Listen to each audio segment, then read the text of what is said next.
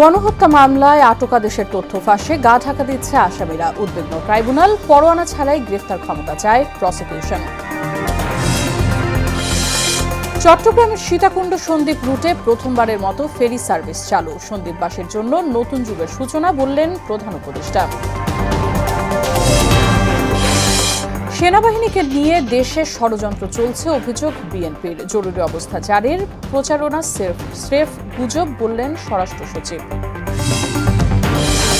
এবং বাস ট্রেনে শুরু ঈদযাত্রা, রেলপথে যাত্রীদের স্বস্তি, সড়কে এখনো চাপ নেই। রাজধানীতে জমজমাট কেনাকাটা।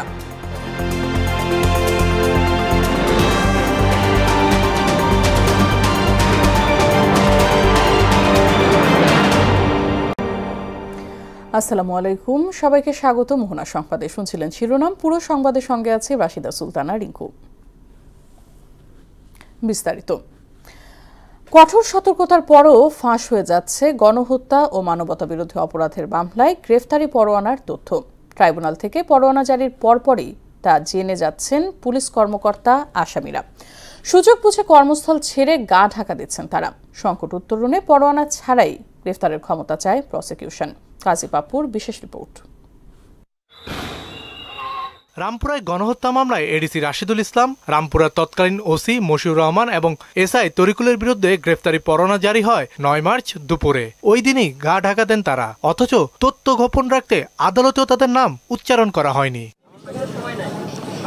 গ্রেফতারি পরোয়ানা জারির সাথে পর্যায়ক্রমে যুক্ত থাকে ট্রাইব্যুনালের তদন্ত সংস্থা, চিফ প্রসিকিউটরের অফিস, ট্রাইব্যুনালের রেজিস্ট্রার অফিস, আইজিপি অফিস এবং সংশ্লিষ্ট থানা। প্রসিকিউশন জানায় সরকারি এইসব অফিসের কেউ না কেউ তথ্য পাচার করে আসামিদের বাঁচাতে সাহায্য করছে। ট্রাইব্যুনালের জুলাই-আগস্ট গণহত্যার ম্যাক্সিমাম আসামি হলো আইনশৃঙ্খলা বাহিনীর সদস্য। আর আমার এই যে প্রসেসটা দেখছেন, এর মধ্যে 80% প্রসেসটাই হচ্ছে আইনশৃঙ্খলা বাহিনীর সদস্যদের হাত ধরে। যারা আমাদের আসামি আছে তারা আগে থেকে ইনফর্ম হয়ে যাচ্ছে, অথবা জাস্ট ওয়ারেন্ট হওয়ার সাথে সাথে ইনফর্ম হচ্ছে, অথবা অল্প কিছু আগে সময় ইনফর্ম হচ্ছে। হয়ে দেখা যাচ্ছে যে ওনারা তাদের কর্মস্থলে ছিল ঠিক যখন আমাদের গ্রেফতারি পরোয়ানাটা জারি হয়েছে তখন, কিন্তু যখন কার্যকর করতে যাওয়া হয়েছে ঠিক তার আগ মুহূর্তে উনি আর ওনার কর্মস্থলে নাই। এ যাবৎ প্রায় 20 জন পুলিশ কর্মকর্তা গ্রেফতারি পরোয়ানা জারির পর গা ঢাকা দিলেও কিছুই করতে পারেনি নিরুপায় প্রসিকিউশন। এটা রোধ করার ব্যাপারে তাদের ভূমিকাটা অন্যতম প্রধান। এই ব্যাপারে তাদের দৃষ্টি আকর্ষণ আমরা করেছি এবং আমাদের পক্ষ থেকে যতটুকু করা সম্ভব নিশ্ছিদ্র করা সেটার কাজও আমরা করে যাচ্ছি, চেষ্টা করে যাচ্ছি। এবং আমরা আগের মতোই বলছি যে অনেক কিছুই আমাদের নিয়ন্ত্রণের মধ্যে নেই। এই অবস্থায় থানা পুলিশের মতো আদালতের পরোয়ানা ছাড়াই আসামি গ্রেফতারের ক্ষমতা পেতে ট্রাইব্যুনালের আইনের 6 ও 9 ধারা সংশোধনের উদ্যোগ নেওয়া হচ্ছে। রুল 6 ট্রাইব্যুনাল 1-এর আমরা সংশোধন করার উদ্যোগ নিয়েছি। সেখানে আমরা প্রসিকিউটর, আমরা ইচ্ছা করলে এবং তদন্ত সংস্থা without passing the order of arrest by the tribunal আমরা এই ক্ষমতাটা যাতে পেতে পারি। এদিকে দেশ ত্যাগের পর গ্রেফতারি পরোয়ানা জারি হাস্যকর বলে মনে করেন আইনজীবীরা। এই উপদেষ্টাগুলা যে এটা অথর্ব, এটা তারা যখন জেনে যায় আমলারা, তখন তাদেরকে দিয়া উল্টাপাল্টা কাজ করায়, এই আজেবাজে কাজ করায়। দেশ থেকে বিদেশ থেকে সুন্দর মতো আয়োজন করে পার করে দেয়, পরের দিন পার করেই বলে যে তুমি বিদেশে যাওয়া নিষেধাজ্ঞা। এখানে ইনফরমার আছে, কিংবা ভিতর থেকে সহযোগিতা করার লোক আছে, কিংবা ইনফরমেশন লিক করার লোক আছে। এই সমস্ত কারণেই এটা হয়ে থাকবে, এছাড়া অন্য কিছু কারণ থাকতে পারে না। 23 মামলায় এখন পর্যন্ত 145 জনের বিরুদ্ধে গ্রেফতারি পরোয়ানা জারি করেছেন ট্রাইব্যুনাল। এর মধ্যে 94 জনকে গ্রেফতার করা যায়নি। কাজী পাপ্পু, মোহনা সংবাদ, ঢাকা। জুলাই গণহত্যার বিচার দ্রুত শেষ করা সহ আওয়ামী লীগ নিষিদ্ধের দাবিতে আন্তর্জাতিক অপরাধ ট্রাইব্যুনালের সামনে বিক্ষোভ করেছেন শহীদ পরিবারের সদস্যরা। এদিকে গণহত্যা মামলার সংখ্যা ও তদন্তের অগ্রগতি নিয়ে অসন্তোষ জানিয়ে সংকট সমাধানে জনবল বাড়ানোর তাগিদ দিয়েছেন ট্রাইব্যুনাল। চিফ প্রসিকিউটর বলছেন, আন্তর্জাতিক মানের বিচার করতে গেলে যৌক্তিক সময় লাগবেই। কাজী পাপুর রিপোর্ট। 7.5 মাসেও বিচারের দৃশ্যমান কোনো অগ্রগতি না হওয়ায় ক্ষোভ জানান জুলাই-আগস্ট আন্দোলনের শহীদ পরিবারের সদস্যরা। গণহত্যায় জড়িতদের দ্রুত বিচার ও আওয়ামী লীগ নিষিদ্ধের দাবিতে আন্তর্জাতিক অপরাধ ট্রাইব্যুনালের সামনে বিক্ষোভ করেন শহীদ পরিবারের সদস্যরা। এখনো অনেক অপরাধী ধরাছোঁয়ার বাইরে থাকায় ক্ষোভও জানান তারা। আমার ছেলের খুনিরা এখনো কেন বাহিরে? আমি কোনো বিচার পাই না, এর জবাব চাই। এই তাজুল ইসলাম সাহেবের কাছে। ট্রাইব্যুনাল নামে রঙ্গমঞ্চ তৈরি করেছে, আমরা বিচারের নামে প্রহসন দেখতেছি, আমরা বিচারের নামে কোনো প্রহসন দেখতে চাই না। এদিন জুলাই গণহত্যায় মামলার সংখ্যা ও তদন্তের অগ্রগতি নিয়ে অসন্তোষ প্রকাশ করেছেন আন্তর্জাতিক অপরাধ ট্রাইব্যুনাল। প্রয়োজনীয় দক্ষ ও সৎ জনবল বাড়ানোর তাগিদ দিয়েছেন বিচারক। চিফ প্রসিকিউটর বলছেন, দ্রুত বিচারের দাবি উঠতেই পারে, তবে আন্তর্জাতিক মানের বিচার করতে গেলে যৌক্তিক সময় লাগবে, এটাই স্বাভাবিক। জটিলতম অপরাধ, জটিলতম তদন্ত পদ্ধতি, বিচারের পদ্ধতি, সেটাকে আন্তর্জাতিক স্ট্যান্ডার্ড অনুযায়ী করতে হবে। 6 বা 7 মাস সময় ক্রাইমস এগেনস্ট হিউম্যানিটির তদন্তের জন্য যথেষ্ট না। আন্তর্জাতিক এবং দেশীয় স্ট্যান্ডার্ড মেনটেন করে ন্যায় বিচার নিশ্চিত করার জন্য যতটুকু সময় দরকার সেটা আমরা নেব, যতটুকু প্রসিডিওর মেনটেন করা দরকার সেটা আমরা করব। এদিকে 2016 সালে রাজধানীর কল্যাণপুরে জাজ বিল্ডিংয়ে 9 তরুণকে জঙ্গি আখ্যা দিয়ে হত্যার ঘটনায় দায়ের করা মামলায় সাবেক আইজিপি শহীদুল হক, সাবেক ডিএমপি কমিশনার আসাদুজ্জামান মিয়া ও মিরপুরের সাবেক ডিসি জসিমউদ্দিন মোল্লাকে গ্রেফতার দেখিয়ে কারাগারে পাঠানো হয়েছে। তদন্তের মাধ্যমে প্রথমে তো মাস্টারমাইন্ডদেরকে বের করার চেষ্টা করছি এবং সরাসরি যারা সম্পৃক্ত গ্রাউন্ডে ছিল সেগুলোকে আগে আইডেন্টিফাই করা হচ্ছে। বর্তমানে আন্তর্জাতিক অপরাধ ট্রাইব্যুনাল 23টি মামলা বিচারাধীন, এর মধ্যে শুধুমাত্র 1টি মামলা তদন্ত শেষ হয়েছে। কাজী পাপ্পু, মোহনা সংবাদ, ঢাকা। চট্টগ্রামের সীতাকুণ্ড সন্দ্বীপ রুটে দেশের ইতিহাসে প্রথমবারের মতো সাগরপথে চালু হয়েছে ফেরি সার্ভিস। সকাল 8:30টায় সীতাকুণ্ডের বাঁশবাড়িয়া ঘাটে এই ফেরি সেবার উদ্বোধন করেন অন্তর্বর্তী সরকারের 6 উপদেষ্টা। উদ্বোধন উপলক্ষে সুখী সমাবেশে ভার্চুয়ালি যুক্ত হয়ে প্রধান উপদেষ্টা বলেন, সন্দ্বীপবাসীর জন্য এটি একটি নতুন যুগের সূচনা। কবির সাদুল্লালের প্রতিবেদন, জানাচ্ছেন তাসিন তালিম। চট্টগ্রামের মূল ভূখণ্ড থেকে বিচ্ছিন্ন দ্বীপ উপজেলা সন্দ্বীপ। এই রুটে ফেরি চলাচল শুরু হওয়ায় দ্বীপ উপজেলা সন্দ্বীপের 4 লাখ মানুষের দীর্ঘদিনের প্রতীক্ষার অবসান হলো। এখন থেকে বাস, ট্রাক ও প্রাইভেট কার সহ সব ধরনের যানবাহন সরাসরি দ্বীপে পৌঁছানোর সুযোগ সৃষ্টি হওয়ায় পূরণ হলো সন্দ্বীপের সঙ্গে মূল ভূখণ্ডের সরাসরি যোগাযোগের স্বপ্ন। এর আগে গত 19 মার্চ সীতাকুণ্ডের বাঁশবাড়িয়া থেকে সন্দ্বীপের গুপ্তছড়া সাগরপথে পরীক্ষামূলক ফেরি চলাচল শুরু হয়। আজ একই ফেরি দিয়ে আনুষ্ঠানিকভাবে চলাচল শুরু করে।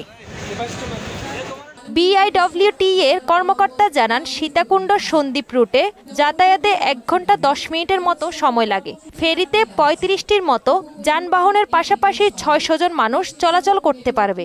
এদিকে ফেরির পাশাপাশি বিআরটিসি বাস চলাচলও উদ্বোধন করেন উপদেষ্টারা। দুপুরে বাঁশবাড়িয়া থেকে ফেরিতে করে উপদেষ্টারা সন্দ্বীপে যেয়ে সুধী সমাবেশ করেন। এই সময় ভার্চুয়ালি যোগ দেন প্রধান উপদেষ্টা অধ্যাপক ডক্টর মোহাম্মদ ইউনুস। এই সময় সন্দ্বীপকে নৌবন্দর করার ঘোষণা দিয়ে তিনি বলেন, প্রত্যেককে নিজ নিজ উপজেলার উন্নয়নের কাজ করতে হবে। সন্দ্বীপকে নৌবন্দর ঘোষণা, কবিরা গুপ্তছড়া ঘাট উন্মুক্ত করা, ঢাকা কবিরা বাস চালু করা, ফেরিঘাট এলাকায় সংযোগ সড়ক নির্মাণ এবং নৌকা নিয়মিত ড্রেজিংয়ের উদ্যোগ নেওয়া হচ্ছে। এই ছোট ছোট উদ্যোগগুলো সন্দ্বীপবাসীর দীর্ঘদিনের ভোগান্তি কমিয়ে আনবে। তাহসিন তারিন, মোহনা সংবাদ। সেনাবাহিনীকে জনগণের মুখোমুখি করার চেষ্টা করা হচ্ছে বলে মন্তব্য করেছেন বিএনপির ভারপ্রাপ্ত চেয়ারম্যান তারেক রহমান। ষড়যন্ত্র মোকাবেলায় সবাইকে ঐক্যবদ্ধ হওয়ার আহ্বানও জানান তিনি। আর দলটির মহাসচিব মির্জা ফখরুল ইসলাম আলমগীর অভিযোগ করেন, দেশকে অস্থিতিশীল করার চক্রান্ত শুরু হয়েছে। সন্ধ্যায় রাজধানীর লেডিস ক্লাবে এক ইফতার মাহফিলে এসব কথা বলেন তারা। আরও জানাচ্ছেন হুমায়ুন কবির। রাজধানীর লেডিস ক্লাবে সাংবাদিকদের সম্মানে ইফতার মাহফিলের আয়োজন করে বিএনপির মিডিয়া সেল। এতে অংশ নেন বিভিন্ন গণমাধ্যমের সংবাদকর্মীরা। অনুষ্ঠানে প্রধান অতিথি হিসেবে ভার্চুয়ালি যুক্ত হন দলের ভারপ্রাপ্ত চেয়ারম্যান তারেক রহমান। এ সময় বিএনপি স্থায়ী কমিটির সদস্য মির্জা আব্বাস অভিযোগ করেন, দেশের ভাবমূর্তি নষ্ট করতে দেশে বিদেশে ষড়যন্ত্র চলছে। এই দেশের অস্তিত্বকে নষ্ট করার জন্য দেশে এবং বিদেশে বহু চক্র কাজ করছে। এই সরকারকে বলতে চাই, যেই সংস্কার করে যাচ্ছেন এটা এখনো দেশের লোক দেখে নাই। আর যেটা দৃশ্যমান সংস্কার হতে পারে সেটা অবিলম্বে শুরু করেন। সেনাবাহিনীকে বিতর্কিত করতে নতুন ষড়যন্ত্র শুরু হয়েছে বলে অভিযোগ করেন দলের মহাসচিব মির্জা ফখরুল ইসলাম আলমগীর। দেশপ্রেমিক সেনাবাহিনীকে বিতর্কিত করা মঙ্গলজনক নয় বলেও মন্তব্য করেন তিনি। অতীতে ফ্যাসিস্ট সরকার আমলে যেভাবে বাংলাদেশের স্বাধীন সার্বভৌমত্বকে বিপন্ন করা হয়েছে, আজকে আবার বাংলাদেশের স্বাধীন সার্বভৌমত্ব যেন বিপন্ন হয়, আমরা যেন আবার অরক্ষিত হয়ে পড়ি, আমাদের সেই দেশপ্রেমিক সেনাবাহিনী যারা দেশের প্রতিটি গুরুত্বপূর্ণ মুহূর্তে জাতির পাশে এসে দাঁড়িয়েছে, তাদেরকে আজকে আবার বিতর্কিত করার একটা হীন প্রচেষ্টা শুরু হয়েছে। লন্ডন থেকে ভার্চুয়ালি অংশ নিয়ে বিএনপির ভারপ্রাপ্ত চেয়ারম্যান তারেক রহমান অভিযোগ করেন, দেশে অস্থিরতা সৃষ্টির অপচেষ্টা চলছে, সেনাবাহিনীকে জনগণের মুখোমুখি দাঁড় করানোর চেষ্টা হচ্ছে বলেও অভিযোগ করেন তিনি। বাংলাদেশ সেই সেনাবাহিনীকে আমরা দেখেছি বিতর্কিত করার চেষ্টা করা হচ্ছে, জনগণের মুখোমুখি করিয়ে দেওয়ার চেষ্টা করা। দেশপ্রেমিক প্রত্যেকটি মানুষ আমরা সকলে মিলে যদি সচেতন থাকি, সচেষ্ট থাকি, অবশ্যই আমরা এই ষড়যন্ত্র মোকাবেলা করতে সক্ষম হব। ঐক্যবদ্ধভাবে সব ষড়যন্ত্র মোকাবেলার আহ্বান জানিয়ে গণমাধ্যম কর্মীদের সত্য ঘটনায় জাতির সামনে তুলে ধরার আহ্বানও জানান তারেক রহমান। আপনারা যদি আপনাদের অবস্থান এই বিষয়গুলো সত্যভাবে জাতির সামনে তুলে ধরেন, তাহলে অবশ্যই আমরা এই ষড়যন্ত্র। হুমায়ুন কবির, মোহনা সংবাদ, ঢাকা। দেশে জরুরি অবস্থা জারি হচ্ছে, সামাজিক যোগাযোগ মাধ্যমে এমন গুঞ্জনকে গুজব হিসেবে উড়িয়ে দিয়েছেন স্বরাষ্ট্র মন্ত্রণালয়ের সিনিয়র সচিব নাসিমুল গনি। দেশের আইনশৃঙ্খলা পরিস্থিতি ঠিক আছে জানিয়ে তিনি বলেন, ঈদের লম্বা ছুটির সময় রাজধানীতে কঠোর অবস্থানে থাকবে আইনশৃঙ্খলা পরিস্থিতি। সচিবালয় বাংলাদেশ ও অস্ট্রেলিয়া সরকারের মধ্যে সমুদ্রপথে বাংলাদেশ হতে অবৈধভাবে অস্ট্রেলিয়া গমনকারীদের প্রত্যাবর্তন স্বাক্ষর শেষে এসব কথা বলেন তিনি। শামীমুজ্জামান চৌধুরীর রিপোর্ট। গেল রাত থেকে সামাজিক যোগাযোগ মাধ্যমে ভাসছে দেশের আইনশৃঙ্খলা পরিস্থিতির নানা তথ্য। বিভিন্ন সূত্রে কেউ কেউ বলছে দেশে জারি হবে জরুরি অবস্থা। তবে সচিবালয়ে এক ব্রিফিংয়ে জরুরি অবস্থা জারি হবে সামাজিক যোগাযোগ মাধ্যমে এমন বিষয়কে গুজব হিসাবে উড়িয়ে দেন স্বরাষ্ট্র মন্ত্রণালয়ের সিনিয়র সচিব নাসিমুল গনি। আমরা ভিজিলেন্সি একটুও কমাই নাই। আপনারা জানলে জেনেও থাকতে পারেন যে শুধু নর্মাল যে পেট্রোলিং হচ্ছে পুলিশের তা না, আমার মেইন স্ট্রিট থেকে একটা লিস্ট করা আছে, প্রতি রাত্রে 2 জন অফিসার ঢাকা শহরের প্রত্যেকটা পেট্রোলিং কদ্দূর হচ্ছে না হচ্ছে সেটা সরাসরি তারা যাচ্ছেন সারা রাত। আমরা সতর্ক আছি, পুলিশ সতর্ক আছে, আমরা সবাই চেষ্টা করছি যাতে যেই স্টেবিলিটিটা আছে ইনশাআল্লাহ এটা মেইনটেইন করতে পারে। দেশের আইন শৃঙ্খলা পরিস্থিতি ঠিক আছে উল্লেখ করে ঈদের লম্বা ছুটিতে রাজধানীতে আইন শৃঙ্খলা বাহিনীর কঠোর অবস্থান থাকবে বলেও জানান তিনি।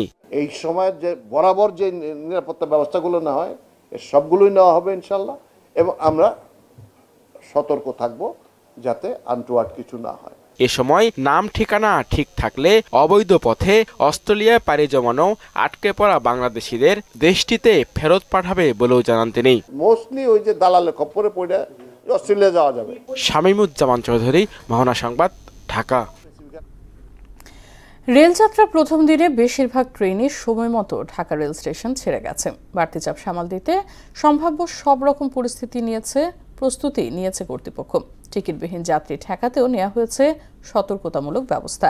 এদিকে বাস যাত্রায় এখনো পর্যন্ত বাড়তি ভাড়ার অভিযোগ নেই শিডিউল বিপর্যয়। তবে সাম্প্রতিক সময়ে দেশের বিভিন্ন সড়ক মহাসড়কে চুরি ছিনতাইয়ের ঘটনা বেড়ে যাওয়ায় অনেক যাত্রী দিনের ভ্রমণকে নিরাপদ মনে করছেন। সুরায়া মুন্নিকে সঙ্গে নিয়ে আরও জানাচ্ছেন উষা ফিরদৌস। ঈদ যাত্রায় সবচেয়ে বেশি যাত্রী যাতায়াত করে বাসে। মূল ভরসা বেসরকারি পরিবহন। অনলাইনে টিকিট পাওয়া গেলেও অধিকাংশ যাত্রীকেই কাউন্টার থেকে টিকিট নিতে দেখা যায়। রাজধানীর গাবতলী, সায়দাবাদ ও মহাখালী টার্মিনালের বিভিন্ন জায়গা থেকে অগ্রিম টিকিট সংগ্রহ করেন যাত্রীরা। তবে এখনো পর্যন্ত বাড়তি ভাড়া নেয়ার অভিযোগ নেই। ভাড়া আগেরটাই, রাজশাহীর ভাড়া ছিল 700 টাকা, এখন 700 টাকায়। যাত্রীর চাপটা এখনো ওইরকম হয় নাই, আর ভাড়া আমাদের সবসময় আগেরটাই থাকে। ছিনতাই ডাকাতির ঘটনা বেড়ে যাওয়ায় ঈদযাত্রায় দিনের ভ্রমণকেই নিরাপদ মনে করছেন যাত্রীরা। এই ভয়টা তো আছে, এই জন্য সকালবেলা আসে বের হওয়ার, আর কি রাতে বের হওয়ার এখন আর সাহস হয় না। রাতে যানবাহন যাতায়াত করাটা খুবই রিস্কি। হ্যাঁ, এই জন্য সবাই দেখা যাচ্ছে দিনে যাওয়াটাকে প্রিফারেবল মনে করতেছে, কারণ ঈদে সবাই তার ফ্যামিলির জন্য কেনাকাটা করে নিয়ে যায়, মান্থলি একটা স্যালারি পায়, সেটা তো বাসায় নিয়ে যাবে। তারা চোর, তারা সুযোগ নিবে চুরি করার। এখনই তো ওদের সুযোগ, ঈদের সময় এটা অলরেডি শুরু হয়ে গেছে, এরকম খবর পাইতেছি আমরা। এদিকে ট্রেনে ঈদ যাত্রার প্রথম দিনে ঢাকা রেল স্টেশনে দেখা যায় উপচে পড়া ভিড়। তবে যাত্রায় কোনো রকম ঝক্কি পোহাতে হয়নি বলে জানান যাত্রীরা। দীর্ঘ ছুটির আনন্দে নিজেদের অনুভূতির কথাও জানান ঘরমুখ মানুষ। ভালো লাগতেছে, আরো তো লাগতেছে বাড়িতে যাবো এখন। কোনো প্রকার সমস্যা ফিল করি নাই বা আগের মতো এত কোনো গ্যাঞ্জামও নাই। ঈদ কাছাকাছি চলে আসলে তো চাপ পড়বে, গাড়ি ঘোড়া না কি চলে যাচ্ছে। বাড়তি চাপ সামাল দিতে সব রকম প্রস্তুতি সহ টিকিটবিহীন যাত্রী ঠেকাতে সতর্কতার কথা জানান ঢাকা রেল স্টেশন ম্যানেজার। আমরা সবসময় সঠিক সময় পরিচালনার চেষ্টা করি। কোনো রকমের যান্ত্রিক সমস্যা না হলে সাধারণত ট্রেন বিলম্ব হয় না। বিভিন্ন স্তরে চেকিং ব্যবস্থা আছে, যার জন্য যাতে বিনা টিকিটে কোনো ব্যক্তি ট্রেনে উঠতে না পারে সেই ব্যবস্থা আছে। আর টিকিটধারী যাত্রীরা যাতে ট্রেনে উঠতে পারে সেই জন্য সর্বোচ্চ সচেষ্ট আমরা আছি। যাত্রী সেবা নিশ্চিতে আন্তনগর ট্রেনের কর্মকর্তাদের সাপ্তাহিক ছুটি বাতিল করা হয়েছে বলেও জানান তিনি। উষা ফেরদৌস, মোহনা সংবাদ, ঢাকা। রাজধানীর বড় বড় শপিং মলগুলোর মতো ফুটপাত মার্কেটগুলোতেও জমে উঠেছে ঈদের কেনাকাটা। নানা বয়সী ক্রেতাদের আনাগোনায় রাজধানীর শপিং মল সহ ফুটপাতগুলোতেও কেনাকাটা বিরাজ করছে উৎসব মুখর আমেজ। দোকানগুলোতে থরে থরে সাজানো বিভিন্ন ধরনের পোশাক, কাপড়ের রং, মান আর দাম যাচাই করে সেরাটাই বেছে নিচ্ছেন ক্রেতারা। বাজারে বেশি দামের অভিযোগ থাকলেও দোকানগুলোতে নতুন পণ্যের সংগ্রহ বেশি থাকায় বেশ খুশি ক্রেতা সাধারণ। দর্শক, ঈদের কেনাকাটার আরো খবর জানাতে আমাদের সঙ্গে সরাসরি যুক্ত হচ্ছেন সহকর্মী ওবায়দুল হক মারুফ। মারুফ, রোজার শেষ সপ্তাহে এসে বিপণী বিতানগুলোতে কেমন দেখছেন ঈদের বেচাকেনা?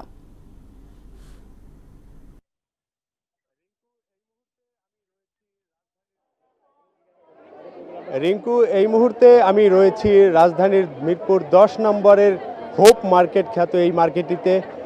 এইখানে আমরা যেমনটা দেখতে পেয়েছি যে এইখানে মূলত নারীদের পোশাক আশাকেরই সমাহার। এখানে বিভিন্ন রঙের নানা ডিজাইনের পোশাকের সমারোহ এখানে রয়েছে। এখানে এসে দেখা যাচ্ছে যে প্রচুর ভিড়, এক ধরনের উৎসবের আমেজ বিরাজ করছে এখানকে যা আগত ক্রেতাদের মধ্যে। তাদের সঙ্গে কথা বলেছি মিরপুর 10 এবং এর আশপাশে ফুটপাতের আমরা প্রায় বিভিন্ন দোকানে বিভিন্ন ধরনের পোশাক আশাকের দোকানের সঙ্গে কথা বলেছি, ক্রেতা বিক্রেতার সঙ্গে কথা বলেছি। তারা জানিয়েছেন যে এবারের কেনাকাটায় তারা ভালো বিভিন্ন ডিজাইনের কালেকশন পাচ্ছেন, বাহারি কালেকশন পাচ্ছেন, যেগুলো তাদের আসলে পছন্দের কালেকশন প্রায় সবই পাওয়া যাচ্ছে অ্যাভেলেবেল। সেই ক্ষেত্রে কাস্টমাররা যেমনটা আমাদের জানাচ্ছেন যে তারা কখনো কখনো দরদাম একটু বেশি দেখলেও দরদাম করে তারা তাদের স্বাদ এবং সাধ্যের মধ্যে তাদের পছন্দের পোশাক বসন কোষণ তারা ক্রয় করে নিচ্ছেন। এবং একটা কথা এখানে বলাই যায় যে মিরপুরের এই হোপ মার্কেটে এসে কেউ হোপলেস হবে না কেনাকাটায়। কারণটা হচ্ছে এখানে স্বাদ এবং সাধ্যের সমন্বয় ঘটিয়ে কেনাকাটার একটা ভালো সুযোগ রয়েছে। আমরা এখানে আগত একজন ক্রেতার সঙ্গে কথা বলতে চাচ্ছি।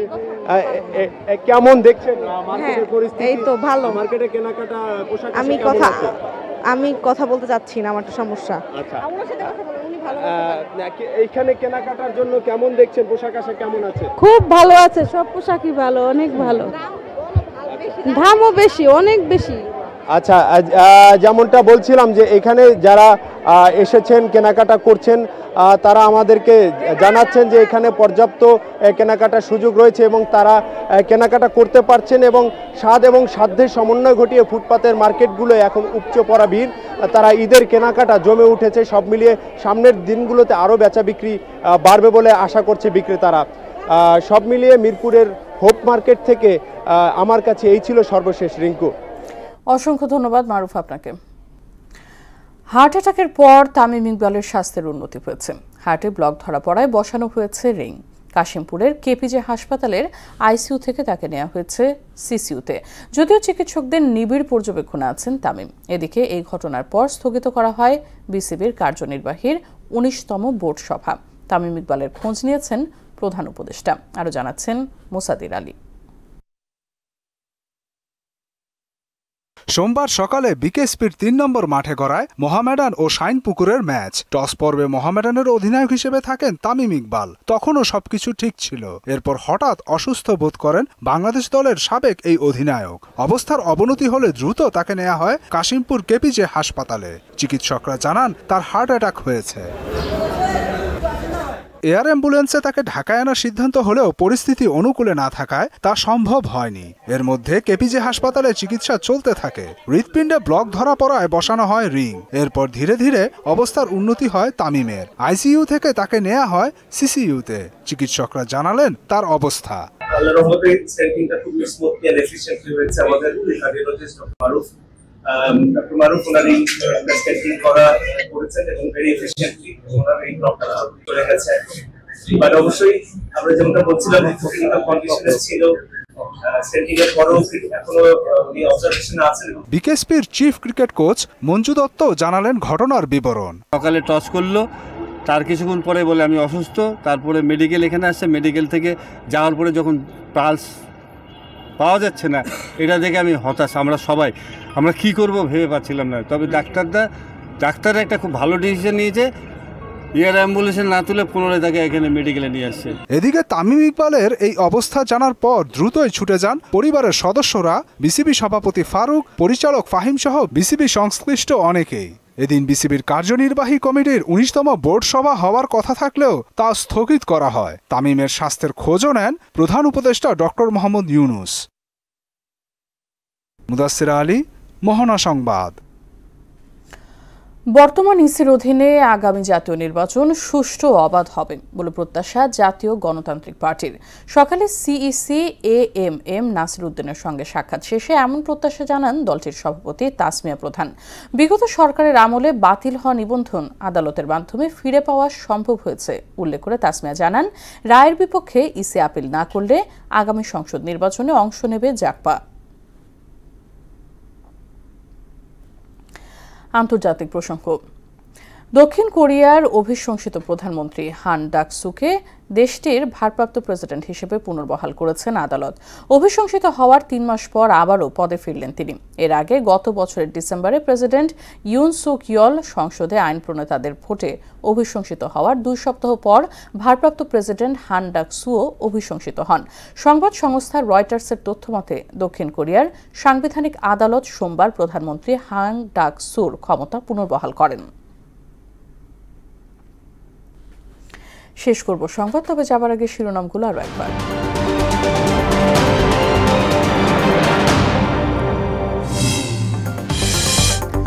গণহত্যা মামলায় আটকাদেশের তথ্য ফাঁসে গা ঢাকা দিচ্ছে আসামিরা। উদ্বিগ্ন ট্রাইব্যুনাল, পরোয়ানা ছাড়াই গ্রেফতার ক্ষমতা চায় প্রসিকিউশন। চট্টগ্রামের সীতাকুণ্ড সন্দ্বীপ রুটে প্রথমবারের মতো ফেরি সার্ভিস চালু। সন্দ্বীপবাসীর জন্য নতুন যুগের সূচনা বললেন প্রধান উপদেষ্টা। সেনাবাহিনীকে নিয়ে দেশে ষড়যন্ত্র চলছে অভিযোগ বিএনপির। জরুরি অবস্থা জারির প্রচারণা স্রেফ গুজব বললেন স্বরাষ্ট্র সচিব। এবং বাস ট্রেনের শুরু ঈদযাত্রা, রেলপথে যাত্রীদের স্বস্তি, সড়কে এখনো চাপ নেই। রাজধানীতে জমজমাট কেনাকাটা।